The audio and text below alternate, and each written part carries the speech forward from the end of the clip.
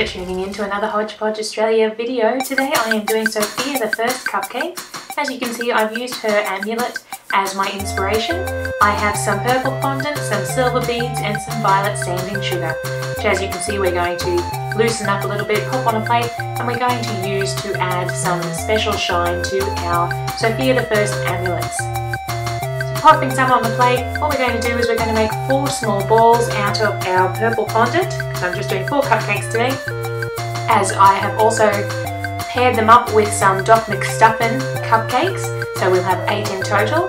As I mentioned, we're going to separate it into 4 balls, and what we're going to do is we're going to shape those balls into a sort of a teardrop shape, obviously, as the amulet is and a lot of pendants are. So we're going to separate those out, then we're going to shape it into our 4 teardrops, and we're going to add some water from our water pen before we dip the fondant into the sugar, because we want to help it stick.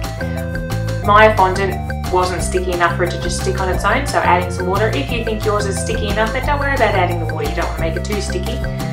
But just popping it in, and then you're going to coat it into the purple sugar. Here we're just finishing it off, as you can see, adding a little bit of extra water just to get that sugar to stick in sections where it hasn't gone on. If you'd like to see our Doc McStuffin cupcakes, click the link above and you'll be taken to that video as well. Here they are, lovely and shiny. Having the sparkly sugar on there really adds a different dimension to the cupcakes. What we're going to do is we're going to take our white buttercream, just in a nice swirl. I didn't want to pile it up and do like the tall swirl, I wanted it nice and flat, and we're going to lay the amulet onto our cupcake, nice and centered, and then we're going to do the time-consuming job, and I am going to say this right up front, this is a time-consuming job, of taking the silver balls. We're going to place them around the outside of the amulet, and then we're also going to place them up on either side of the cupcake to make it look like the necklace chain. So taking your time with the placement. If you get a bit stuck because the balls like to slip around and all those sorts of things and they don't go where you want them to, just have a little tool. I have a little white tool that I use, or you can use a toothpick or something, that if it slides out where you don't want it, you can just push it back into place, if you don't want to get your big thumbs in the way like mine do.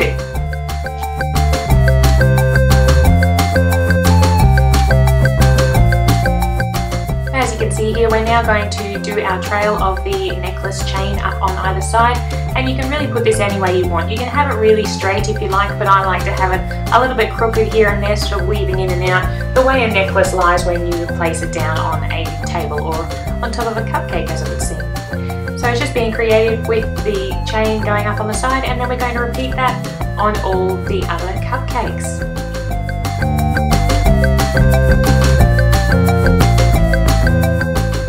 Our finished Sofia the First cupcake with her beautiful animal listening, talking amulet that she wears, and I think these are really pretty and my daughter just went nuts for them. Pairing these up with some Doc McStuffin, you can have yourself a real Disney Junior party for any little one, and they would happily eat into these cupcakes. Thanks so much for watching another Hodgepodge Australia video. I do hope you check out the Doc McStuffin cupcake as well, because they do go so well together. And keep in touch with us here at Hodgepodge Australia. We have a couple of videos up each week.